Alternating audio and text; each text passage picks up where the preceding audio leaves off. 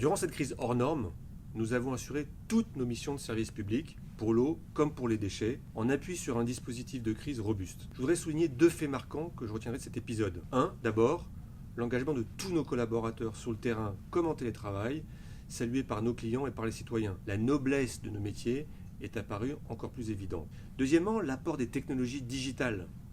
Je veux parler par exemple du pilotage à distance de nos infrastructures ou encore de l'information en temps réel que nous devons à nos clients. Nous avons communiqué sur les mesures de prévention, le protocole de confinement, puis de déconfinement. L'apport en masques et autres équipements de protection aura été un point d'attention, tout particulièrement au début de la pandémie, à l'heure où ils étaient réquisitionnés.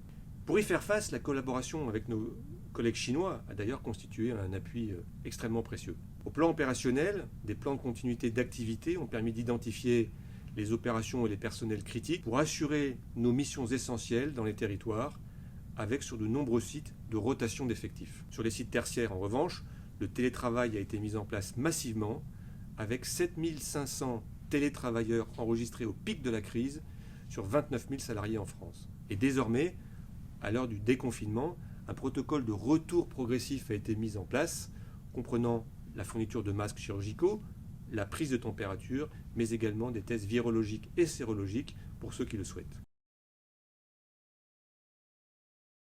Face à cette crise, un plan de solidarité mondiale a été lancé pour soutenir nos parties prenantes. Pour nos collègues en France, nous avons assuré le maintien à 100% du salaire net en cas d'activité partielle et une prime de 1 000 € a été attribuée aux équipes de non-cadres mobilisées pour la continuité du service sur le terrain.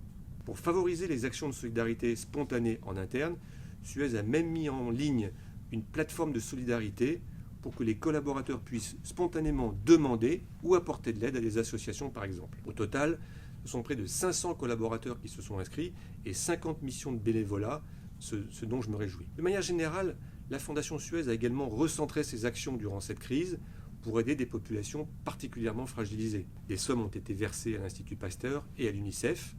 Nous avons également soutenu la structure de médiation sociale PIMS pour des équipements sanitaires et des dons de masques. Enfin, nous annoncerons également d'ici quelques jours notre soutien à la Croix-Rouge Insertion, dont Suez est par ailleurs un partenaire de longue date. Nous avons par ailleurs travaillé aux côtés des collectivités territoriales et des acteurs sociaux pour que la facture d'eau ne soit plus un facteur aggravant. Et pour les petites entreprises en difficulté, nous avons également mis en œuvre le dispositif de report ou d'échelonnement des factures d'eau tel que le gouvernement français l'a voulu.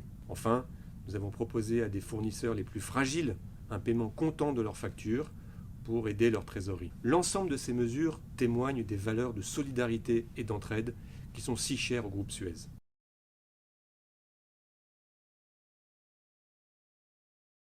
Pour l'avenir, je suis convaincu que le partenariat public-privé, qui a montré tellement de force durant la vague d'urgence sanitaire, va encore se renforcer. La réforme des marchés publics, initiée à l'échelle européenne en 2014, a permis de définir de nouveaux critères d'attribution, incitant les clients publics à ne plus systématiquement choisir l'offre la moins disante, mais plutôt l'offre économiquement la plus avantageuse et présentant un caractère innovant. Cela suppose naturellement d'intégrer d'autres critères que le seul prix, en particulier les aspects qualitatifs, environnementaux ou d'insertion sociale. Et je souhaite également que, progressivement, les objectifs climatiques, tels que la biodiversité ou la réduction des émissions de gaz à effet de serre, soient intégrés dans cette réflexion publique. Le cadre juridique existe donc, reste que les collectivités doivent désormais se l'approprier, et pour y parvenir, je retiendrai un levier, le nouveau contrat de gré à gré, qui est possible jusqu'à 100 000 € pour des achats innovants, qui peut permettre de maîtriser le risque de développement en proposant des proof of concept. En conclusion,